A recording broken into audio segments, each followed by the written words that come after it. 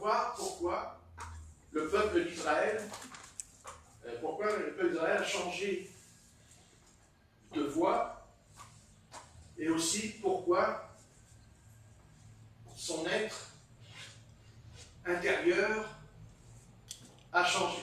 Pourquoi le peuple d'Israël, dès le début de sa sortie d'Égypte, il a changé au cours de sa traversée dans le désert du Sinaï pendant 40 ans. Ce peuple aura des hauts et aura des bas. Mais on va voir pourquoi ce peuple a changé. Changé de conduite, de comportement, d'attitude pendant 40 ans. Il y a une cause. Ce n'est pas normal, après avoir vu la gloire du Seigneur, après avoir vu la gloire de la Shekinah, qui est descendue sur eux, descendue par la colonne de feu et par la colonne de nuée. Ils ont vu la Shekinah. Bon, on verra aussi quelque chose avec Moïse dans le domaine de la gloire de l'Éternel dans sa vie. Mais d'abord, ce qui m'intéresse, cette idée, pourquoi le peuple d'Israël a changé de voie et pourquoi aussi son être intérieur a changé. D'où vient ce changement en eux? Alors qu'ils ont vu, ils ont vécu, ils ont même été touchés par la main de l'Éternel sur eux. Donc pour ça, j'ai trouvé quelque chose qui est très bien, je trouve. Ça se trouve dans Deutéronome, au chapitre 32. Dans Deutéronome, chapitre 32, dans l'Ancien Testament. Deutéronome, chapitre 32.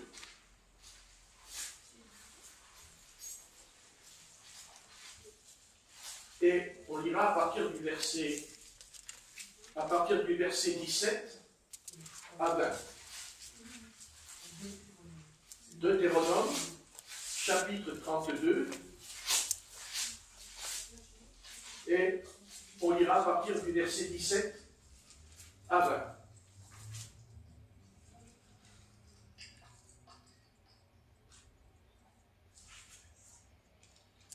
Voilà.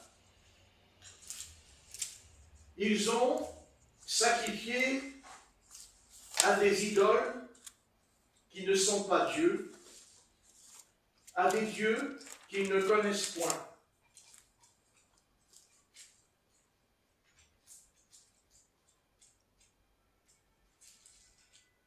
Voilà.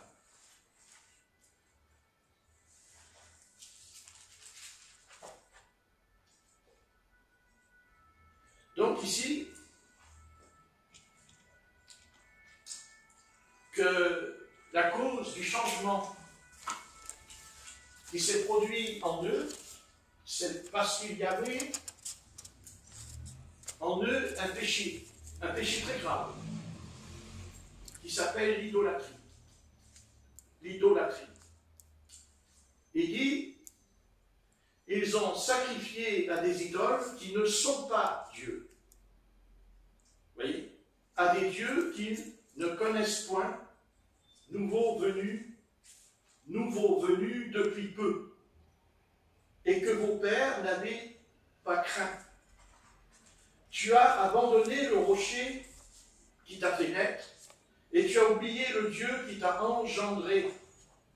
L'Éternel l'a vu, et il a été irrité, indigné contre ses fils et ses filles. Il a dit, je leur cacherai la face, je verrai quelle sera leur fin, car c'est une race perverse, ce sont des enfants infidèles. Donc, la cause de ce changement en eux, pourquoi leur être a changé, c'est parce que justement, ils ont servi les idoles. Ils ont adoré des idoles dans le désert, en commençant par le veau d'or. Ça veut dire que quand on adore une idole, comme l'a dit l'apôtre Paul, quand on adore une idole, en vérité, on adore un démon. On adore le démon. Un démon. Donc, c'est pour ça que dans l'humanité aujourd'hui, pourquoi l'humanité est-elle détraquée, déraillée?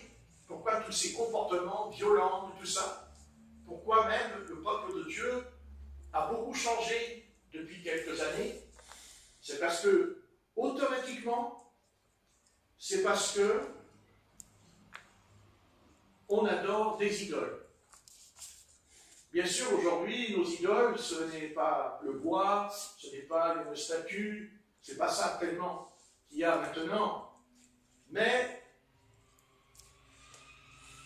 je peux faire de ma voiture une idole. Je peux faire de la télévision une idole. Je peux faire même de mon smartphone, je peux en faire une idole. C'est-à-dire,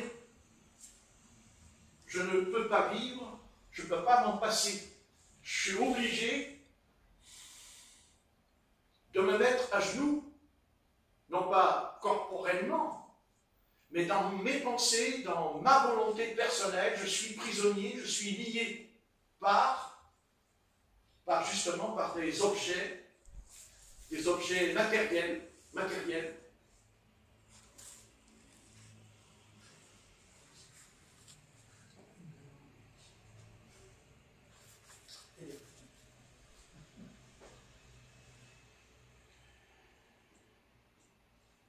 Je ne suis pas là pour empêcher d'avoir un smartphone. Je ne suis pas là pour empêcher que nous aurions la télévision. Ce n'est pas ça le but. Le but, c'est que je ne peux pas m'en passer. Je ne peux pas m'en passer. Il faut que... Voilà, je ne peux pas faire autrement. Il faut que je prenne mon appareil et puis il faut que je le lise, il faut que je tape dessus. Voilà, je ne peux pas.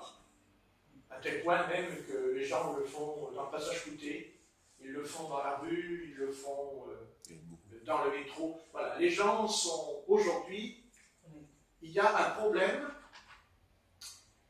On sait que quand on adore une idole, le but de l'idole, c'est de nous connecter. C'est une connexion. Peut-être que dans l'Ancien Testament, on ne pouvait pas employer ce mot, ce terme, parce qu'il n'existait pas. Mais adorer une idole, c'est se connecter. Et nous pensons que nous sommes connectés avec un objet matériel à la main.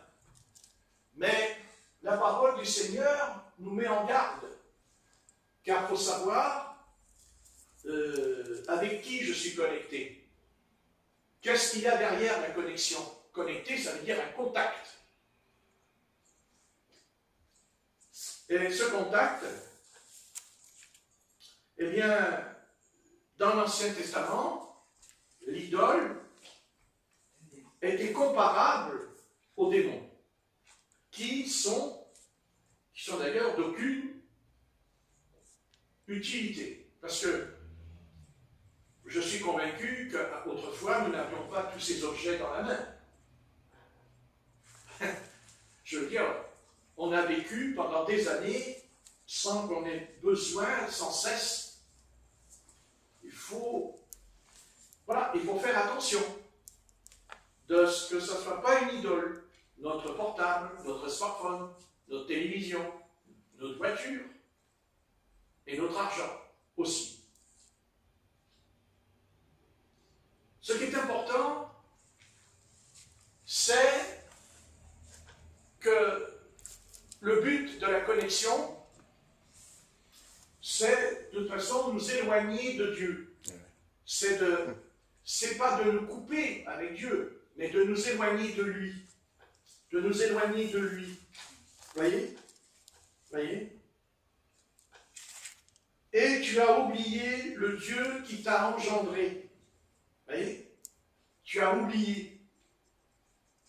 Donc, quand on est connecté avec tous ces appareils toute la journée, sans cesse, eh bien, c'est que déjà, on est connecté avec une force, une puissance, dont nous n'avons pas la capacité de contrôler. C'est-à-dire, ce n'est pas nous qui contrôlons le smartphone, mais c'est le smartphone qui nous contrôle. Mais c'est sûr, ce n'est pas l'appareil là qui me contrôle, c'est le fait que par cet appareil, il y a cet esprit-là qui va me tenir esclave, qui va me lier. Parce qu'être lié, c'est être prisonnier. Et on ne peut pas être prisonnier sans avoir des chaînes aux mains et aux pieds. Donc les chaînes aujourd'hui, ce n'est plus les chaînes comme au Moyen-Âge. Ce n'est plus des chaînes, vous voyez, mais elles sont bien plus subtiles et bien plus profondes. Ce sont des chaînes qui sont dans l'âme, virtuelles.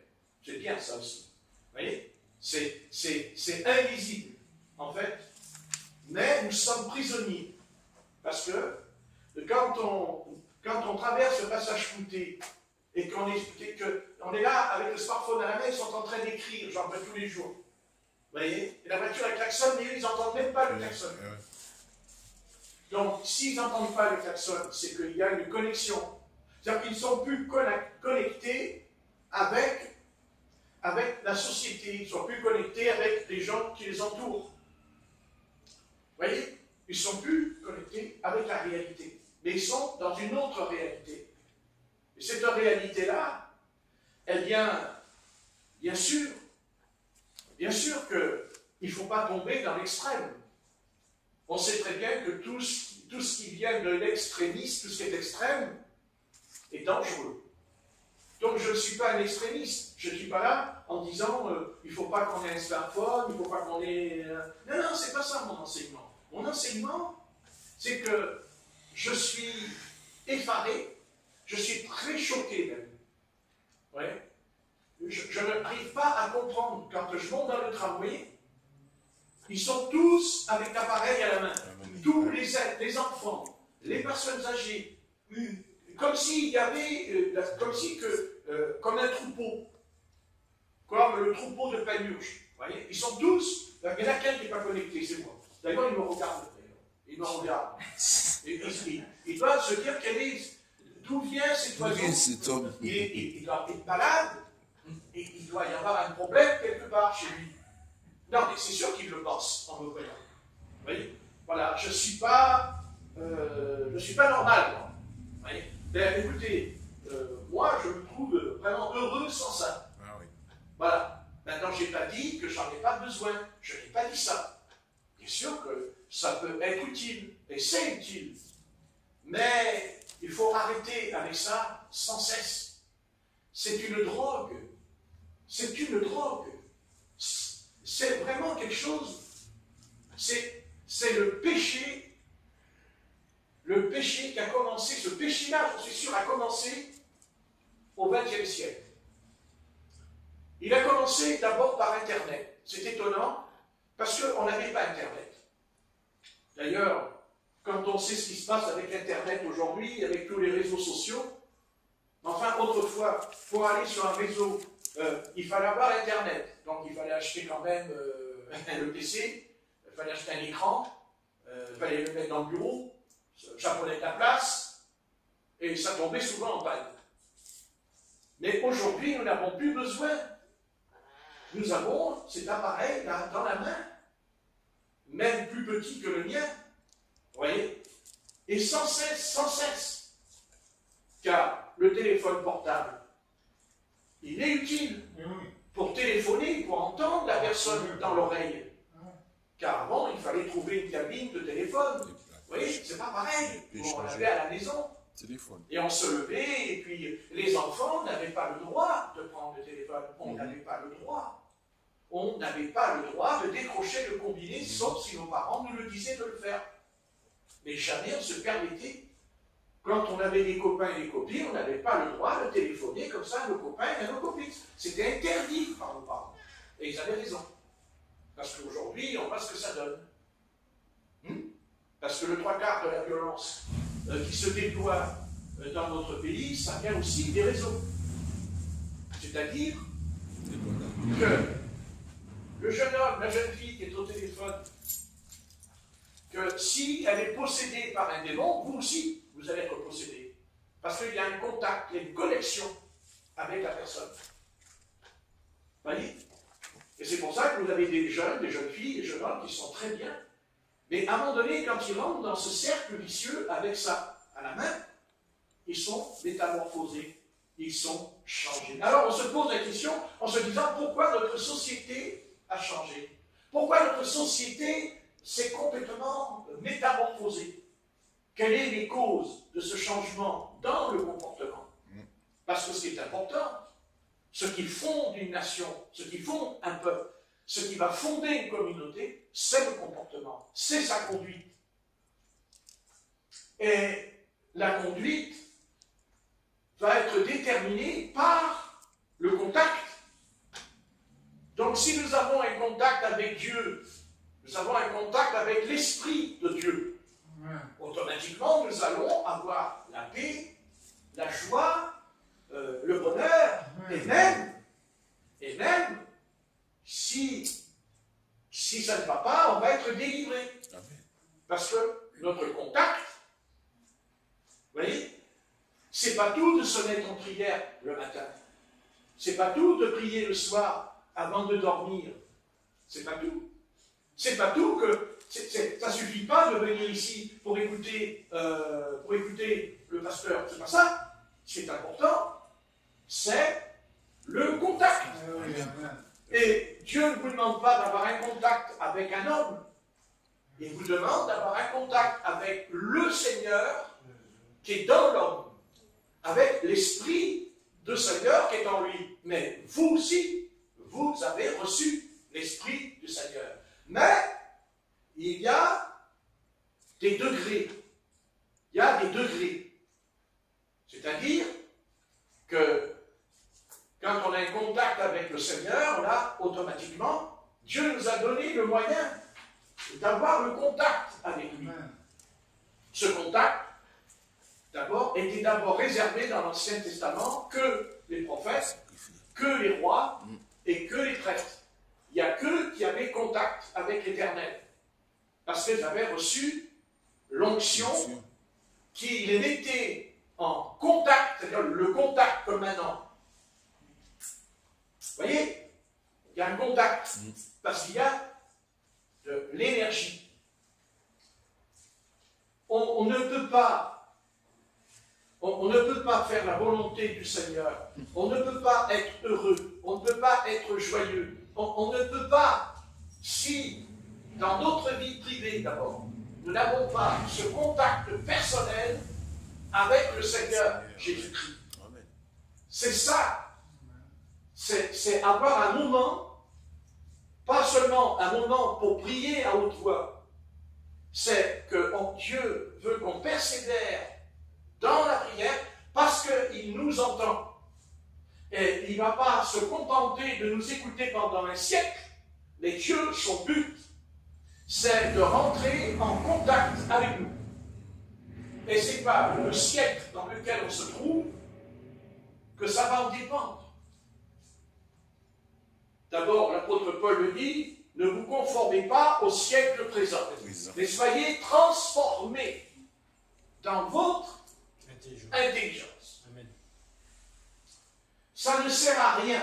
Vous pouvez prier pendant des siècles et ne pas avoir un contact avec l'Esprit de Dieu. Avoir cette présence de Dieu qui se manifeste, qui a cette puissance de contact dans la prière. La prière. Donc, le peuple d'Israël a coupé les ponts. Il a coupé les ponts parce qu'en adorant les idoles, eh bien, il est rentré en contact avec les démons. Il rentre en contact avec les démons. Et ce sont ces démons-là qui sont rentrés en eux, qui est entré dans l'assemblée d'Israël, qui a chassé, qui a expulsé la gloire de la Tchéquine. La différence des peuples dans l'Ancien Testament, quelle est la chose qui a fait du peuple d'Israël un peuple à part, un peuple différent. C'est parce que il y avait le Dieu, c'est-à-dire Yahvé, l'Éternel. Les autres peuples aussi, il y avait des dieux comme Baal, comme Astarté, comme Dagon. Mais ces noms-là, c'est pas seulement d'avoir construit une statue.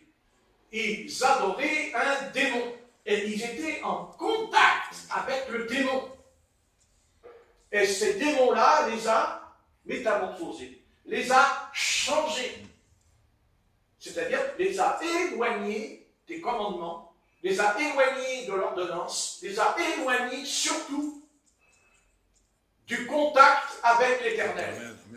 Il n'avait plus de contact avec l'Éternel. Il n'avait plus de... Pourquoi Dieu il a envoyé la colonne de feu? Pourquoi Dieu il a envoyé la colonne de nuée? Pour que le peuple d'Israël sache que l'Éternel n'est pas un esprit, n'est pas un fantôme, mais que l'Éternel est un être vivant qui existe. Et l'Éternel ne voulait pas que le peuple d'Israël, c'est pour ça qu'il les a fait sortir d'Égypte, c'est pour ça qu'il les a délivrés d'Égypte, parce qu'il y avait des démons, c'était rempli de démons, au travers des idoles, les sphinx, tout ça, ils adoraient les Égyptiens. Mais leur adoration, elle les a conduits aussi à que quand ils ont jeté le bâton par terre, ils sont devenus des serpents. Voyez ce que je veux dire? Ils adoraient les serpents, parce qu'ils en faisaient aussi des serpents en bois ou en pierre, ils en avaient. Mais derrière ce serpent de pierre, derrière l'idole de Dagon, ou de Moloch, ou de Baal, eh bien, il y avait plus qu'un objet. Il y avait un mauvais esprit. Et s'ils n'avaient pas adoré les idoles, il n'aurait pas eu de démons. Il n'y aurait pas eu Satan. C'est ça qu'ils ont fait. Ils ont ouvert une fenêtre. Ils ont ouvert une porte. Et ils ont laissé rentrer ce que j'appelle les puissances démoniaques. On va laisser rentrer les puissances démoniaques. Vous voyez? Et voilà. Le péché a pour but et aura pour résultat que ce soit un peuple, un petit peuple, un grand peuple, ou un homme tout seul, qu'importe. Le péché ouvre la porte à des centaines de légions démoniaques. Il n'y a pas de doute à ce sujet. Et notre société ne changera pas en bien. Au contraire, elle va être encore plus pervertie, encore plus méchante. Parce que la méchanceté va toujours avec la perversion. Ça n'existe pas. Quand on est méchant, c'est qu'on est perverti. Souvenez-vous de Sodome et de Gomorrhe. Quand les deux anges sont venus à Sodome et à Gomorrhe, et qu'à un moment donné, ils ont dit à Lot, fais-les sortir parce qu'on veut coucher avec eux. Vous voyez? Et à un moment donné, il dit qu'ils ont été méchants. Ils étaient méchants, ils ont forcé la porte de la demeure de Lot. Donc ils étaient violents. Ils étaient violents. Et ne croyez pas que cette violence existe aujourd'hui. Elle existait dans la Genèse au chapitre 19. Vous voyez? Et ils étaient violents parce qu'ils adoraient les idoles. Ils adoraient, c'est certain. Mais en vérité, ils adoraient les démons. Ils servaient les démons. N'est-ce pas? C'est ce que Paul dira à l'église de Corinthe. Quand vous prenez la Sainte Seine, je ne veux pas que vous soyez en communion avec les démons. Et l'œuvre du Seigneur dans notre vie ce soir, c'est que Jésus-Christ a envoyé le Saint-Esprit sur nous pour casser, pour briser la communion que nous avions avec Satan avant de nous convertir. Que nous en soyons conscients ou pas conscients, ça ne change rien. Ce qui compte, c'est le résultat. C'est tout. Et quand l'Éternel a dit à Ève de ne pas manger le fruit défendu à Adam, vous voyez, c'est parce que Dieu savait que le jour où il mangerait le fruit défendu, la communion, le contact avec le Christ, le contact, oui, avec le Christ, parce que l'arbre de vie, c'était Jésus-Christ, qui était dans le jardin. Amen. Amen. Vous comprenez? Et c'est pour ça que ce n'était pas un arbre dans le sens d'un arbre. C'était Jésus-Christ. Il n'était pas connu sous ce nom-là. On ne le connaissait pas encore. Moïse a posé la question. Quel est ton nom? Je suis celui qui suis. Mais l'ange Gabriel va dire cette chose. Le nom de Jésus, qui veut dire celui qui sauve et qui délivre son peuple du péché. Nous pouvons connaître la Bible par cœur. Nous pouvons prier pendant des années. Mais il suffit de quelques minutes quand on prie, que nous ayons un contact avec le Saint-Esprit, c'est-à-dire avec le surnaturel,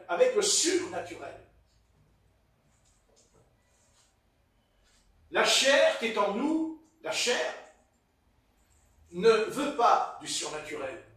La chair a peur du surnaturel. La chair, elle lutte contre les visions, contre les songes, qui viennent du Seigneur, bien sûr. Bien sûr. Vous voyez ce que je dis? Et après, vous avez les spirites, vous avez les médiums, vous avez les voyants.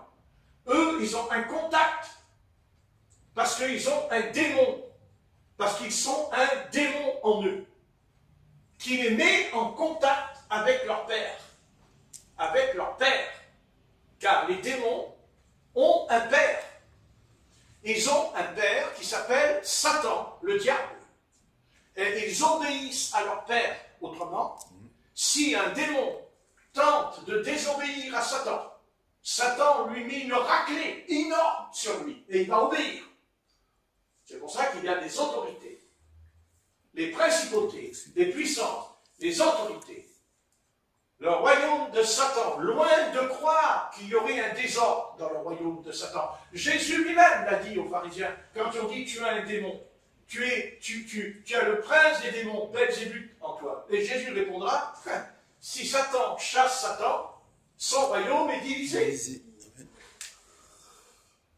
Satan ne divise pas son royaume. Dieu, lui, peut diviser le royaume de Satan. Bien sûr qu'il peut le faire, et il l'a fait. Mais Satan ne divise pas ses troupes. Loin de là. Quand le Seigneur arrive dans la région de Gadara, ne vous inquiétez pas. Quand le Seigneur lui dit, quel est ton nom au démon, le démon répond, je suis Légion. C'est-à-dire, Légion, ça veut dire un corps d'armée discipliné et soumis. Pourquoi une légion? Pourquoi une légion s'en prend-il à un homme? Pourquoi il ne s'en est pas pris à une nation, à un peuple, mais à un homme? Et c'est pour ça. Et il faut prier pour les chefs d'État. Oui. Parce que, chef d'État ou pas chef d'État, il peut être possédé. Il peut être démoniaque. Parce que dans sa vie, car la puissance démoniaque qui va se déployer en lui sera en rapport avec sa conduite. Dans sa vie privée, dans sa chambre, le péché. Plus le péché sera horrible, plus le démon est horrible en lui. Parce qu'il ne contrôle rien. Il est contrôlé par l'ennemi. C'est un contrôle en lui. Et il n'y a que l'Église de Jésus-Christ et ses membres, corps de Christ, qui se sont repentis, car si on est sauvé, c'est pas seulement parce qu'on nous a dit que Jésus-Christ était le chemin, la vérité et la vie, mais parce que nous avons été convaincus, parce que la puissance du Saint-Esprit est descendue sur nous, et non pas dans le sens pour faire des prodiges et des miracles, comme le disent beaucoup d'évangélistes aujourd'hui. Non, vous recevrez puissance. Le Saint-Esprit surviendra sur vous, mais pourquoi? Pour être des témoins. C'est-à-dire, pour témoigner que Jésus-Christ vous a transformé et vous a changé. N'est-ce pas? Amen. Ça, c'est la vraie puissance du Saint-Esprit. La puissance du Seigneur Jésus-Christ, c'est celle qui va me convaincre que j'ai transgressé, que je me suis rebellé contre le Seigneur. Et le Saint-Esprit va me convaincre. C'est déjà le premier pas. Mais, il va me conduire vers un fleuve, comme il a conduit Israël vers la mer Rouge, comme il a conduit Israël avec Josué et Caleb devant le fleuve du Jourdain, pour entrer dans le fleuve, pour être baptisé, pour laisser, c'est une image, mais pour laisser dans l'eau notre ancienne nature, notre ancienne vie. Mais ce baptême de repentance, car je peux prendre le baptême d'eau, je peux me faire baptiser d'eau 100 fois, mais le vrai baptême, c'est la repentance au fond de mon âme. Je suis convaincu, parce que je sais que j'ai péché, que j'ai désobéi, que j'ai transgressé, que j'ai fait quelque chose de mal devant l'Éternel. Mais je me repens. Et Dieu ne nous condamne plus. Mais il enlève la condamnation, non pas parce que je le mérite, non pas parce que j'en suis digne, mais parce que son Fils bien-aimé, parce que son Fils Jésus-Christ, dont le Père Céleste a placé toute son affection en lui pour nous sauver. Il dut mourir sur la croix comme les deux brigands. Il a été mis au même rang que les deux brigands, qui étaient des criminels et des voleurs. Jésus-Christ, quand il est là, et qu'il y a les deux criminels, un à gauche, un à droite, Jésus-Christ veut dire qu'il est venu pour nous sauver. Et il a tout tenté pour sauver les deux criminels. Mais il n'y en a qu'un. Il n'y en a qu'un qui a dit oui. Et l'autre a dit non. Mais Jésus-Christ n'a pas dit, toi je te choisis, et toi je ne te choisis pas. Ça, ce n'est pas vrai. Non. Le Seigneur a dit au brigand à gauche, au brigand qui est à droite, je suis ton sauveur. Je suis venu te sauver. Remarquez, quelle grâce du Seigneur que les gars là, sur la croix, oh, ils sont châtiés par le fouet de Rome, par l'Empire romain. Mais Jésus-Christ dit, si tu te repens, tu seras avec moi, aujourd'hui même, dans le paradis. Dans le paradis. Vous croyez, nous pensons que c'est une belle histoire. Mais ce n'est pas, c'est une histoire. Mais une histoire vécue. Une histoire vraie. Amen. Parce que si ce n'est pas vrai, nous ne serions pas sauvés ce soir. Amen. On ne croirait pas en lui. Parce que nous ne l'avons jamais vu. Nous ne l'avons jamais vu. Et nous croyons en lui. C'est ce que dit l'apôtre Pierre. N'est-ce pas? Amen. Parce que c'est le Saint-Esprit en nous qui nous a dit que Jésus-Christ existe. Ce n'est pas parce qu'on l'a lu dans la Bible. C'est parce qu'il y a quelque chose, une puissance, une énergie, une force qui nous a mis en contact avec lui.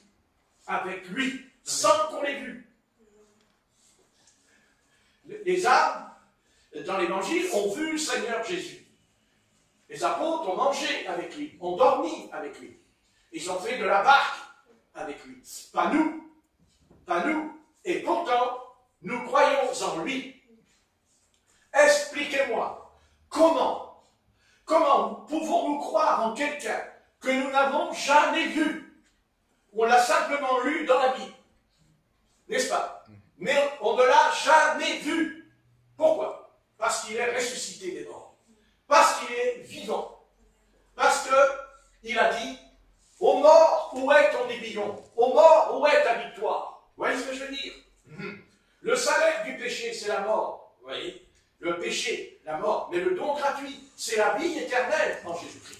Ce n'est pas de la théorie, ce n'est pas de la doctrine. Bien qu'il y ait une doctrine, qu'on appelle la doctrine apostolique. Mais ça, c'est pour éviter que les faux frères rentrent au milieu de nous, pour nous conduire dans l'erreur.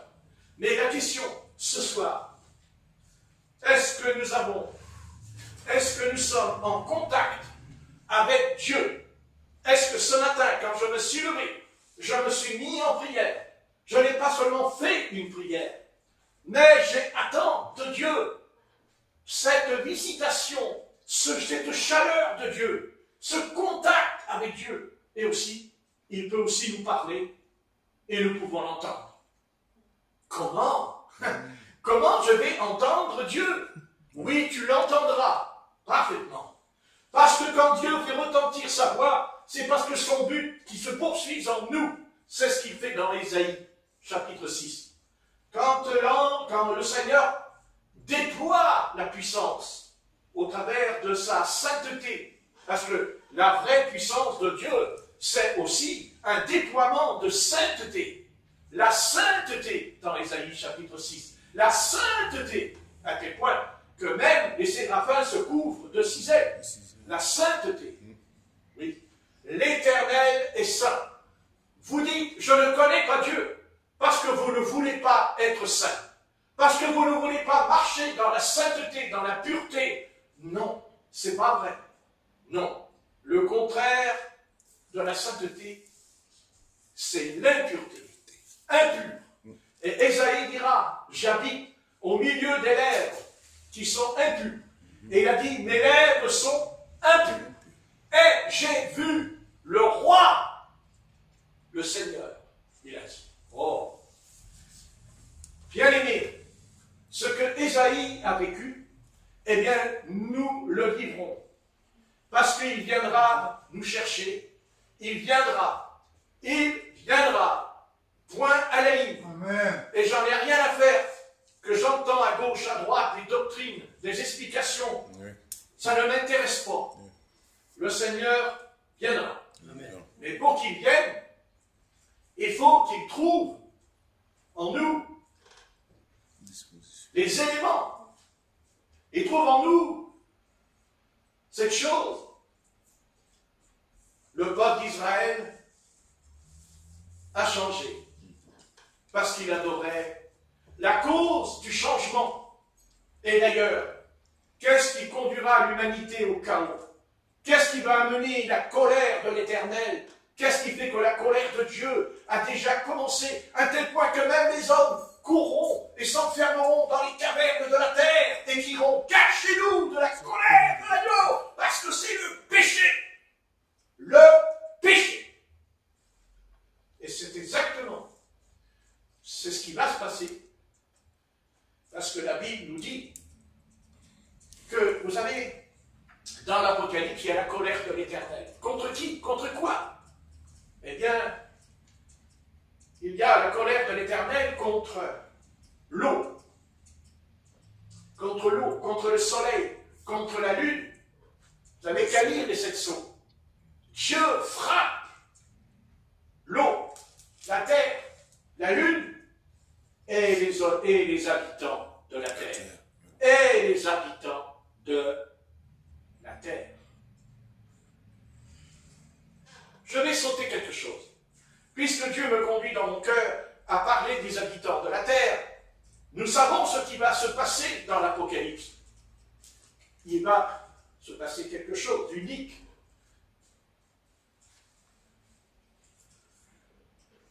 Vous voyez, le Seigneur dit à ses apôtres, dans Luc 17 et verset 13, il leur a dit, souvenez-vous de la femme de Lot. Souvenez-vous de la femme de Lot. Et de quoi doit-on se souvenir? De ne jamais regarder en arrière. De ne jamais se retourner. Pourquoi? Pourquoi? Parce que quand on regarde en arrière, c'est qu'en fait, on regrette d'avoir quitté ce monde. On le regrette. Et c'est pour ça qu'elle s'est retournée. Parce qu'elle a regretté. Elle a tout laissé. Parce qu'elle n'a pas emmené. Elle ne pouvait pas, puisque l'ange a dit, partez vite. Donc elle n'a pas eu le temps. C'est pas vrai. Elle n'a pas pu prendre ses affaires. Et c'est pour ça qu'elle s'est retournée. Parce qu'elle regrettait le trésor qui n'était pas dans sa chambre, mais dans son cœur. Car le Seigneur dira, là où est ton trésor, là sera ton cœur. Et son cœur n'était pas avec l'autre. Son cœur n'était pas avec l'ange de l'Éternel. Son cœur n'était pas avec l'Éternel. Son cœur était avec les habitants de Sodome et de Gomorrhe. Elle était en communion avec les habitants de Sodome, qui étaient pervers et méchants. Voilà, c'est ça qui l'a mené. Et Jésus dit à ses apôtres, pas aux pharisiens, pas aux sadducéens, il n'a jamais dit ça aux pharisiens, il a dit à ses apôtres, souvenez-vous de la femme de Lot. Se souvenir de quoi? Que quand elle s'est retournée, elle s'est identifiée. Elle s'est identifiée. Et n'a jamais quitté le contact. Elle n'a jamais quitté le contact avec le peuple de Sodome et de Gomorrhe, c'est-à-dire avec le péché. Et elle se retourne. Elle se retourne. Mais quand elle se retourne, elle va devenir exactement ce qu'elle était, une statue de sel. Car il n'y a pas que elle qui est devenue une statue de sel. Ah non, non, non, non, non. Ah non. Non, non. Tous les habitants de Sodome et Gomorrhe, puisque c'est quand elle voit le feu. Elle aussi, il y a le feu. On a oublié que le feu, il ne descend pas que... Attendez, le feu, il n'est pas descendu sur elle, elle l'a simplement vu descendre. Mais eux aussi. Eux aussi. Eux aussi. Vous voyez ce que je veux dire? Elle est devenue ce qu'elle était. Et c'est pareil pour nous ce soir. Si ce soir nous ne réglons pas ce problème en nous, dans notre vie, si on ne crie pas au Seigneur, qu'il nous donne cette relation, ce contact, cet amour de Dieu, d'abord, dans ta chambre, entre dans ta chambre, ferme ta porte, et prie le Père Céleste dans ta chambre, et il te le rendra. Contact, le contact, pas de contact, pas de lumière, pas de contact, pas de lumière, contact, lumière. Quand je fais ça, eh bien je ne m'épuise pas. Quand je prêche, ça m'aide. Ça me fait un peu, voilà, je suis content. Très bien. Qu'est-ce que vous voulez? Si vous voulez, vous avez été à l'école, et vous êtes resté encore au cours préparatoire. Alors, hein? Voyez, le contact. Il faut avoir un contact avec le Seigneur. N'est-ce pas? Oui. Ouais. La question qui se pose est celle-ci. C'est-à-dire de savoir en quoi les Israélites idolâtres se sont trouvés changés et ont été pervertis. On va le lire dans Deutéronome, chapitre 32, verset 5. Deutéronome 32, verset 5.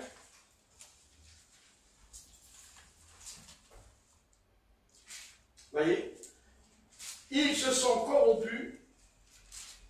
À lui n'est point la faute, la honte est à ses enfants, race fausse et perverse.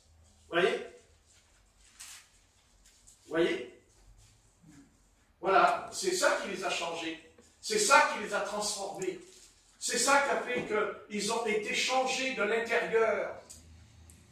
Et nous aussi, on doit faire attention. Il faut faire très attention de ne pas faire de nos objets, bien qu'ils sont utiles, mais ne pas les transformer en idolâtrie. Que ce n'est pas l'objet qui doit dominer ma vie. C'est pas possible. Ce n'est pas possible. Et vous savez, je vous prends au mot, sincèrement. Vous savez très bien ce soir quand je prêche. Je sais ce soir que croyez-moi qu'à l'intérieur, quand on commence à le mettre de côté, ce smartphone, on a quand même une petite malaise au fond de nous. Et quand on le reprend, on se sent mieux. Faites attention. Faites attention. N'oubliez jamais que toute drogue, la drogue est un aliment, est une chose qui a pour but de nous empêcher, qui nous paralyse notre cerveau et notre esprit. Vous allez dire, Marquez, je peux prêcher toute la nuit, vous ferez le contraire dans 10 minutes. Merci. Donc, vous voyez, mais on peut prier. Oui. On peut prier. Ça, oui. On peut dire, oui Seigneur, oui c'est vrai ce que dit cet homme de Dieu. C'est vrai, c'est pas faux. De toute façon, je le sais que c'est vrai au fond de moi-même. Comment ça se fait que j'ai toujours besoin de le prendre à la main et de regarder, de tapoter sans cesse dessus, même quand on est en communauté, même quand on est ensemble, il faut qu'on le prenne. Et même quand on le prend, on commence à s'éloigner des gens qui sont autour dans la pièce. Parce qu'on ne peut pas être en communion. Ce n'est pas vrai. Avec les frères et les sœurs en même temps, quand on est sur cet appareil. Il faut être honnête, attention, parce que c'est pas moi, c'est pas moi, c'est Dieu qui est honnête. Mais vous, êtes-vous honnête envers Dieu aussi? Est-ce que vous êtes honnête?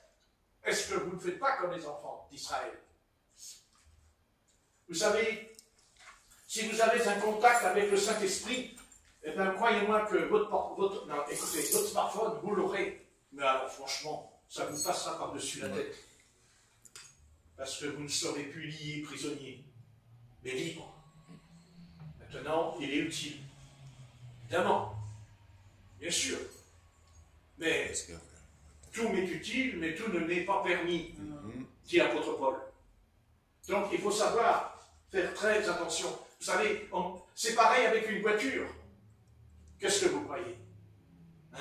Quand on commence à chercher à acheter une grosse voiture qui coûte peut-être 50 000 €, n'est-ce pas? À votre avis, on en a besoin? Non, je ne pense pas. On a besoin d'une voiture. Mais pas d'une voiture qui coûte 50 000 €. Mais non, parce qu'elle va en foutre plein la vue. Et même elle va faire que ceux qui sont dans l'assemblée du Seigneur ne pourront jamais en avoir une. Vous voyez? Et ça peut faire mal. Car on peut poser, parce que ça peut amener à la question, pourquoi lui il peut? Alors oui, la réponse, c'est Dieu qui l'a béni. Et Dieu, le Seigneur me bénit. Et moi, il ne me bénit pas. Alors. Moi, il ne me bénit pas, le Seigneur. Non, c'est faux.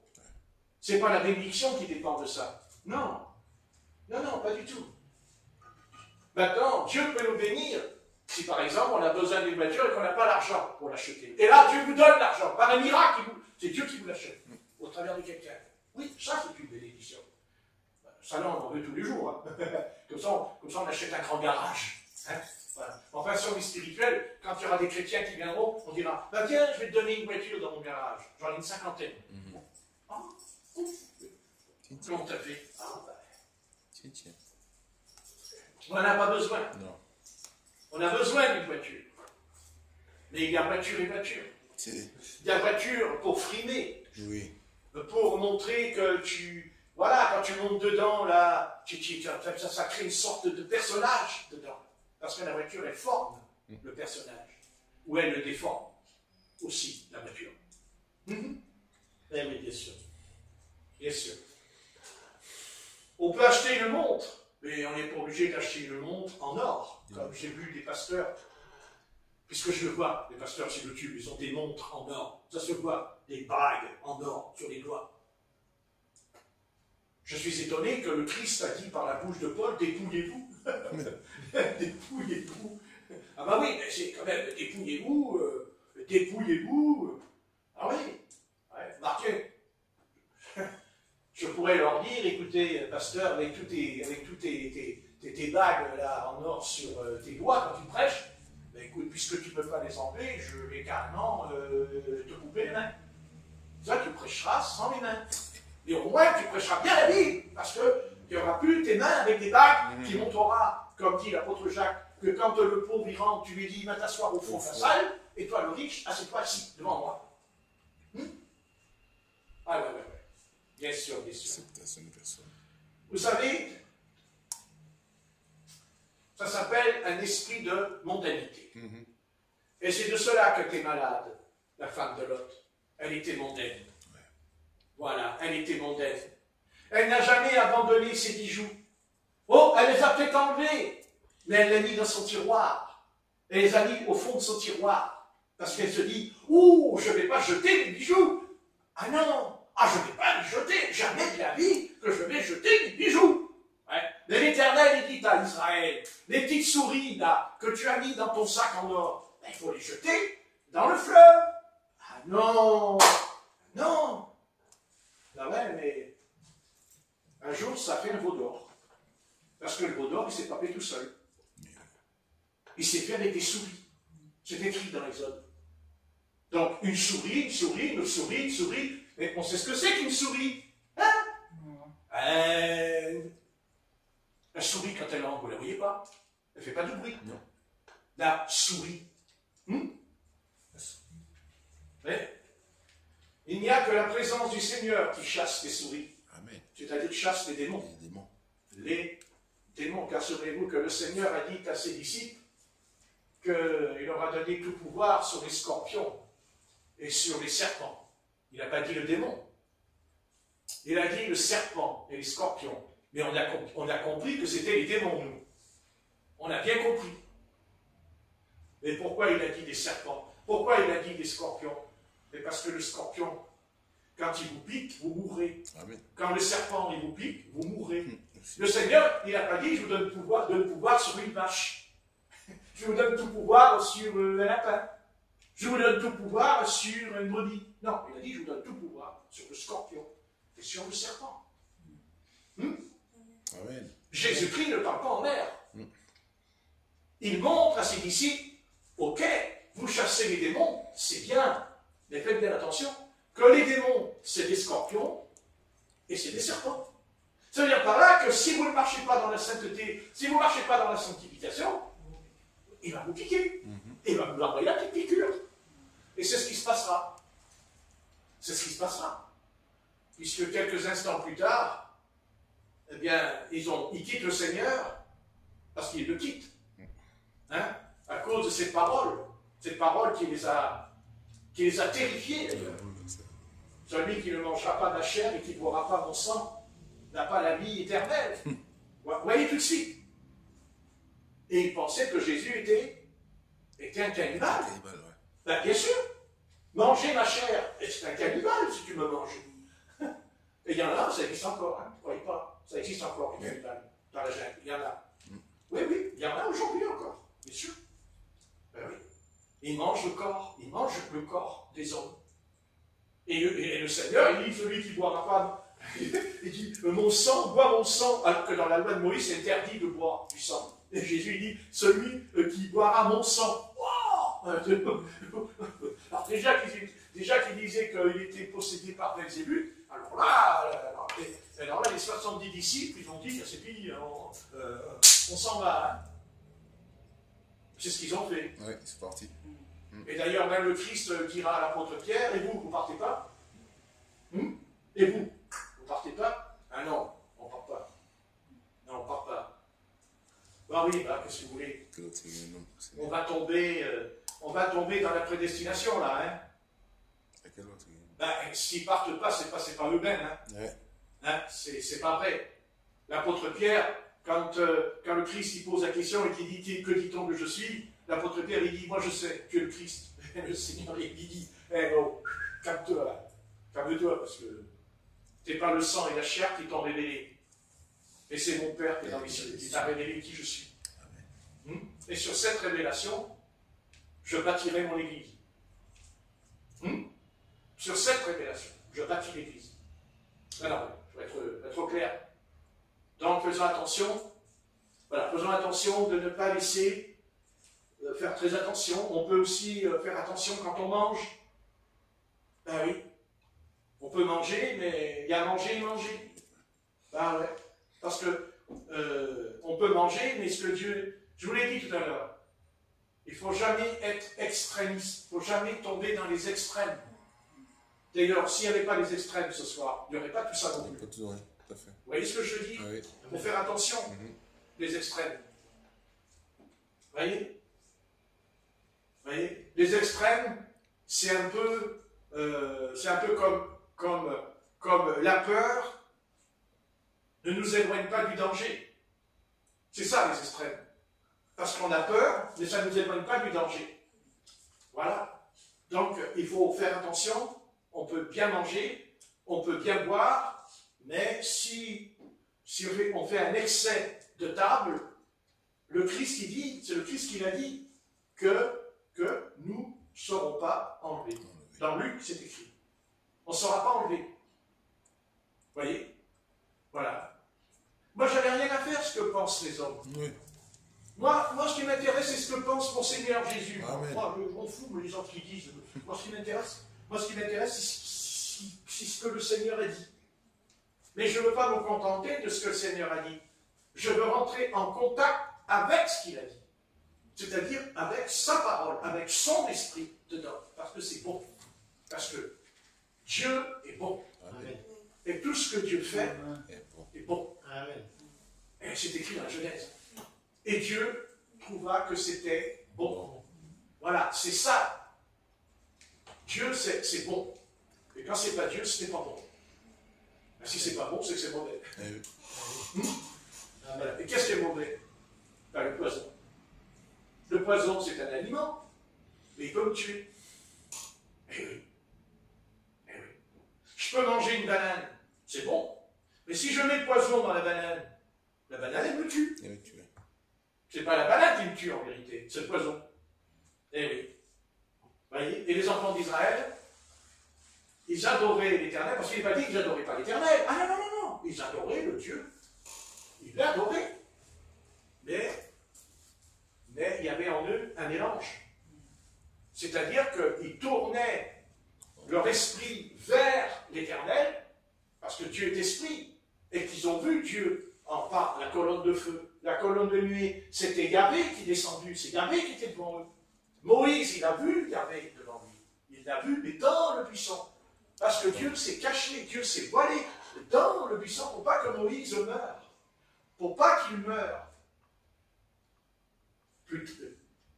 Plus tard, à la fin de sa vie, Moïse dira, je peux voir ta face. L'Éternel répond, l'homme ne peut pas voir ma face, c'est vivre. Mais il a dit, tu verras mon dos. Tu verras mon dos, dit l'Éternel. Et Moïse a vu le dos de l'Éternel, mais Dieu a dit quand même à Moïse, cache-toi dans le rocher. Cache-toi dans le rocher. Ce rocher, c'est Christ. Vous voyez? Et si on ne voit pas la gloire de Dieu, c'est parce qu'on n'est pas caché en Christ. Parce que si on voyait la gloire de Dieu, peut-être qu'on pourrait mourir si elle descendait.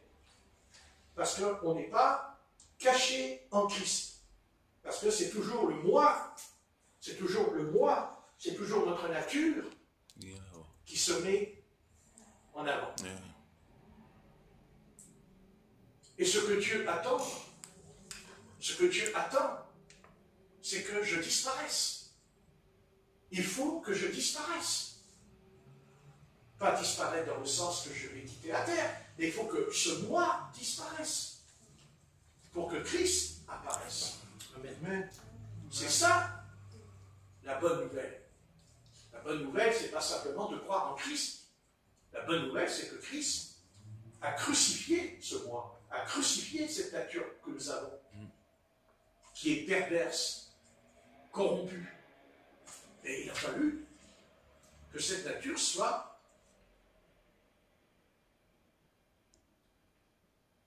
crucifiée. Crucifiée. Il n'y a pas d'autre solution. Il n'y en a pas. Ce n'est pas la peine de tourner en rond et chercher... allez. C'est ça la faiblesse. C'est ça la faiblesse des faux docteurs. La faiblesse des faux docteurs, c'est quoi? C'est de nous amener à des connaissances, les 7 tonnerres, les 7 sceaux, vous voyez toutes ces choses dans l'Apocalypse. Mais Christ, il ne me conduit pas. Christ, son but, ce n'est pas de me conduire. Est-ce que je vais comprendre les 7 sceaux? Ou est-ce que je vais comprendre ce qu'on dit les 7 tonnerres? C'est pas ça le but. Le but, c'est que pour que je comprenne les 7 sceaux, pour que je reçoive les 7 sceaux, pour que j'ai la révélation des 7 sceaux, il faut d'abord que ce moi-là meure. Parce que si c'est le moi qui s'empare de l'Apocalypse, ah ben dis donc, il va y avoir des dégâts dans l'air, hein, et on en sait quelque chose avec un homme. Vous voyez? Quand c'est le moi qui commence à prêcher l'Apocalypse, le danger de ce moi, c'est qu'à un moment donné, il va dévier.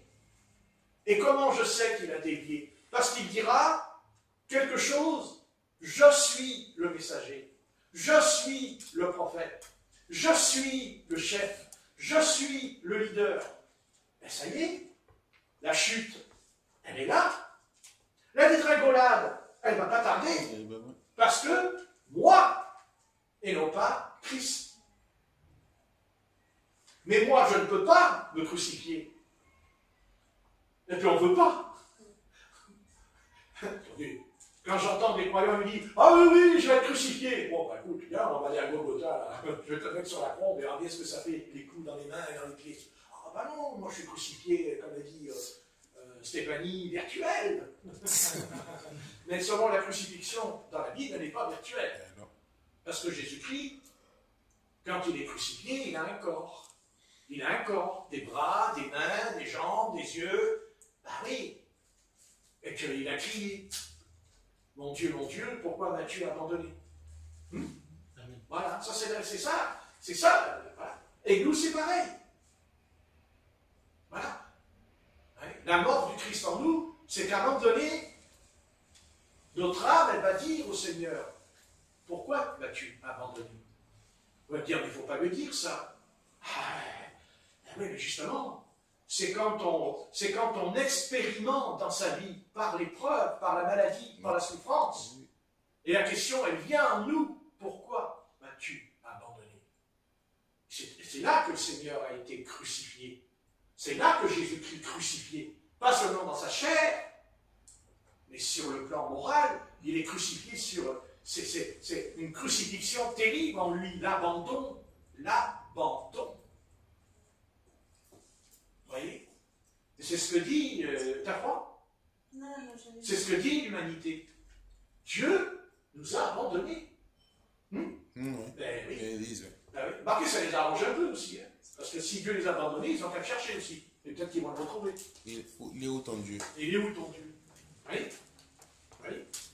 Et justement, quand on arrive là, à ce terrain de souffrance, mon Dieu, pourquoi m'as-tu abandonné? Et là, c'est Dieu qui te dit, voilà, c'est bon, oh, c'est bien, hein, c'est bien. Parce que là, tu comprends que tu es désarmé, que tu n'as plus de ressources, que tu es cuit, tu es cuit comme un œuf. Tant mieux, tant mieux. Parce que tant qu'on a encore un petit peu d'espoir, que c'est nous qui allons y arriver par nos propres forces charnelles, on est dans l'erreur. Et surtout, on va annihiler, on va supprimer la croix. Et ça, c'est le rêve du diable qui dure depuis le Seigneur sur la croix à Jérusalem. Ça, c'est son vieux rêve, ça. La croix. Il n'y a pas de croix. Il n'y en a pas. Il ne faut pas la croix. C'est ce que Paul dira. Qu'il y avait certains chrétiens qui se conduisaient en ennemis de la croix, dit l'apôtre Paul. Ben oui. Et quand est-ce qu'on est un ennemi de la croix? Et quand on aime le monde. Quand on aime les choses du monde.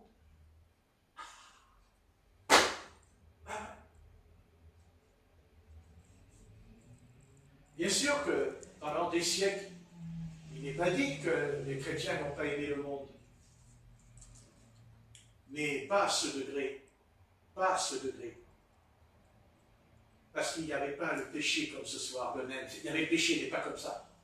Pas aussi grave. Pas aussi grave que ça. Parce qu'autrefois, on n'aurait jamais mis un chef d'État homosexuel. Parce que si le chef d'État est un homosexuel, et que même, soi-disant, sa femme est une femme, alors qu'on n'a pas besoin d'être prophète pour voir que ça n'en est pas une. On n'en a pas besoin. Un petit peu de discernement quand on regarde, mais que c'est un homme. Mais que pouvons-nous attendre de la nation? Que le peuple, qu'est-ce que le peuple peut attendre de cette abomination aussi, mais aussi horrible devant la face de l'Éternel? Vous croyez que ce qui se passe dans notre pays, c'est simplement parce qu'il y a la gauche, la droite? Mais non. C'est le péché, la malédiction. C'est le péché.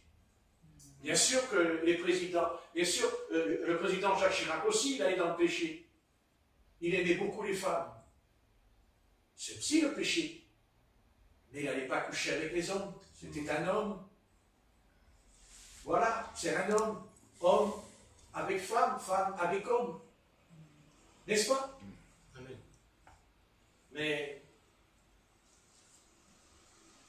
Mais on en est arrivé à un tel stade, à un tel niveau. Nous sommes tombés dans les profondeurs de Satan, où les peuples sont d'accord.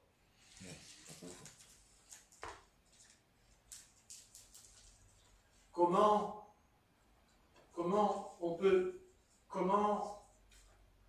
des hommes politiques qui ont la responsabilité de la nation, de la jeunesse, de secourir les vieillards, de protéger les ouvriers, de venir au secours de tous ceux qui souffrent. Comment expliquer que ce soir, il y a tous ces partis politiques qui parlent de ceci, qui vous parlent d'augmenter le SMIC, ceci, mais ils ne vous ont pas parlé des hôpitaux? Est-ce que vous avez entendu les hôpitaux? Est-ce qu'ils ont dit qu'ils vont construire des hôpitaux? Est-ce qu'ils ont dit qu'ils vont engager des infirmières? Ben écoutez, pas un mot. Ni l'un ni l'autre. Tiens. Mais Jésus-Christ, lui, quand il est venu pour guérir les malades.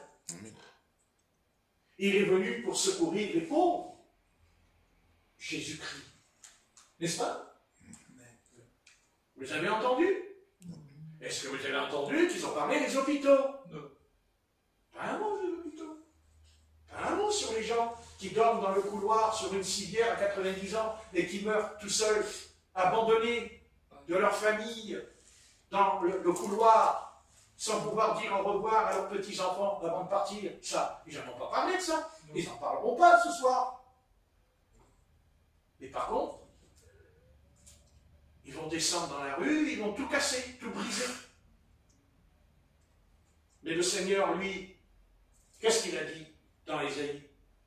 Je ne briserai pas le roseau. Je ne fais pas ça. Je ne brise pas le roseau. Je n'éteins pas le lumignon qui fume. C'est ça, notre bon Seigneur Jésus-Christ, notre bon Sauveur. Mais on n'a pas besoin de président, nous. Notre président, c'est le Seigneur. Amen. Amen. Ben oui. On n'a pas voté pour lui. C'est lui qui nous a choisis. Amen. C'est lui qui nous a établis. Et c'est lui qui nous a fait asseoir, pas sur la terre, dans les lieux célestes. Amen. Parce que c'est là qu'on va aller. Amen. C'est écrit dans Hébreux 11. Dans Hébreux 11. On va le lire. Dans Hébreux 11.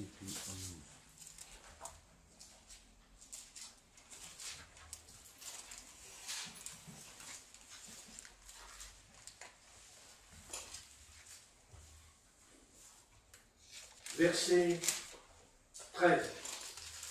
Hébreux 11, verset 13.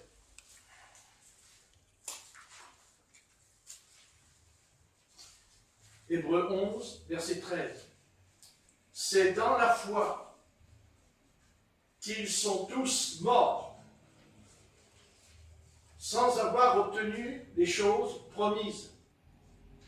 Mais ils les ont vues et saluées de loin, reconnaissant qu'ils étaient étrangers et voyageurs sur la terre.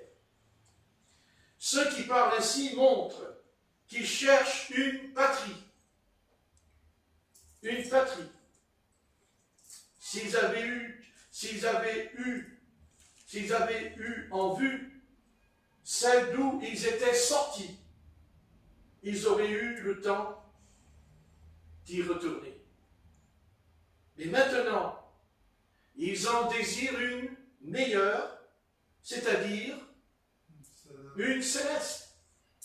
C'est pourquoi Dieu n'a pas honte d'être appelé leur Dieu, car il leur a préparé une cité.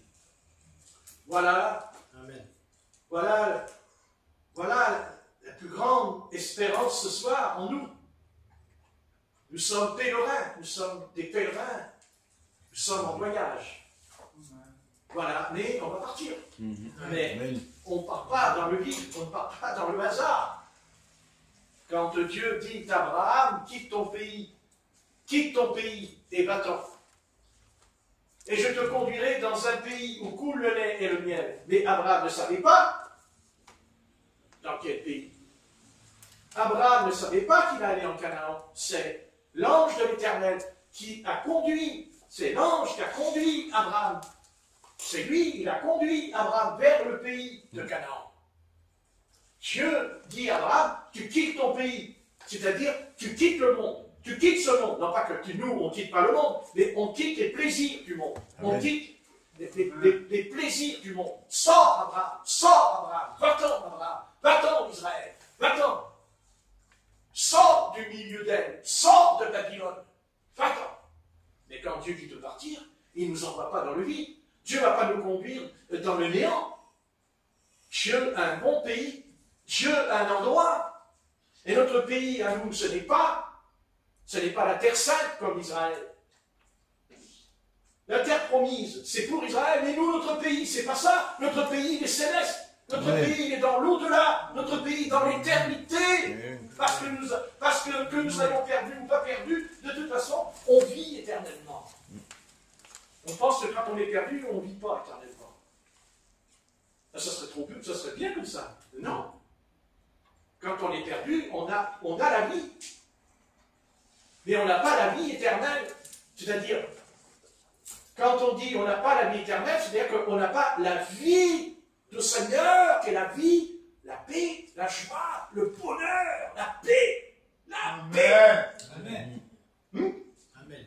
Et Dieu dit, il a dit, c'est dans la foi qu'ils sont tous morts sans avoir obtenu les choses promises. Donc, ils n'ont pas obtenu comme Israël le pays de Canaan. Nos frères et sœurs, il parle de nos frères et nos sœurs en Christ qui sont morts, au temps des apôtres. Mais ils les ont vus et salués de loin. Vous voyez? Ils les ont vus, ils les ont salués de loin. C'est ce que nous faisons ce soir. Pourquoi vous écoutez? Pourquoi vous lisez la Bible? Parce que vous savez au fond de vous qu'il y a un pays qui s'appelle les lieux célestes, qui s'appelle le paradis. Vous comprenez? Eh oui. Le Seigneur, il l'a dit aux brigands sur la croix. Le Seigneur Jésus, il dit pas aux brigands sur la croix, oui, t'es sauvé, t'es sauvé, crois-moi. L'autre, il est en train de mourir. Crois-moi. Crois-moi. Non, non. Il a dit, aujourd'hui, tu seras avec moi dans le paradis. Hein? À celui-là, si on lui avait dit que, à celui-là qui était un voleur et un criminel, si on lui avait dit, tu sais, tu as tué des gens, mais tu iras quand même dans le paradis. Oui, attendez. Il a fallu qu'il reconnaisse que Jésus-Christ était son sauveur. Amen. Et l'autre, il a dit non. L'autre, il a dit non. Pas de question. Et d'ailleurs, l'autre, quand il parle comment? Il est méchant. Mépris. Hein? Il est méchant quand il parle du Seigneur. Ouais. Il est méchant. Il insulte même le Seigneur. Ouais. Vous voyez? Il insulte quand il dit, ah, voici le Sauveur qui descend de la croix. Parce que lui, il l'a dit. Il n'y a pas que les soldats en bas qui l'ont dit. Il n'y a qu'à descendre de la croix, lui aussi. Puisqu'il est un Sauveur qui nous sauve. Ouais. Voilà. Ben non. Vous voyez? C'est beau. Voilà. C'est beau. Ceux qui parlent ainsi montrent qu'ils cherchent une patrie. Ah oui. Voilà, ben nous aussi. Ah oui. Voilà, nous aussi, nous allons partir. Amen. Mais bon, on va partir, mais on va rentrer dans le plus beau de tous les pays. Oui. On va rentrer dans ce pays merveilleux. Ah oui. Ah oui. Il y a des grandes prairies avec de l'herbe. Oh, elle est belle cette herbe. Avec des oiseaux, des papillons, des animaux. Eh oui. Mais il y aura la paix. Et la paix, votre âme. C'est pas votre corps. Votre corps, il va aller en terre. Mais votre âme, elle retourne vers Dieu, d'où elle est venue, d'où elle a été envoyée quand vous étiez un bébé dans le sein de la maman. Dieu vous a envoyé votre âme dans le sein de maman. C'est pour ça que Dieu va punir de mort tous ceux qui font l'avortement. Parce que quand on fait l'avortement, on a déjà pratiqué, comme on dit, la loi euthanasie. Ah oui. Seule différence, c'est qu'ils ne sont pas encore sortis du ventre de la mère que des gens les tuent. Et après, quand ils sont trop vieux, maintenant on aura le droit de dire allez, putain, piqûre, et puis c'est terminé. Tu vois. Mais vous savez ce qui va se passer là? Il va y avoir la guerre civile, il va y avoir la guerre en France avec ça. Parce que déjà il y a l'homosexualité, mais maintenant ils ont rajouté maintenant que c'est eux qui décident si une âme elle a le droit de vivre ou de pas vivre. Bon, tout à fait.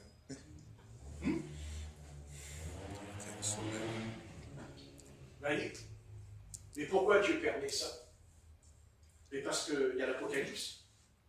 Parce qu'il y a ce qui est écrit, que Dieu va frapper l'eau, que Dieu va frapper le soleil, que Dieu va frapper la lune, que Dieu va frapper l'herbe.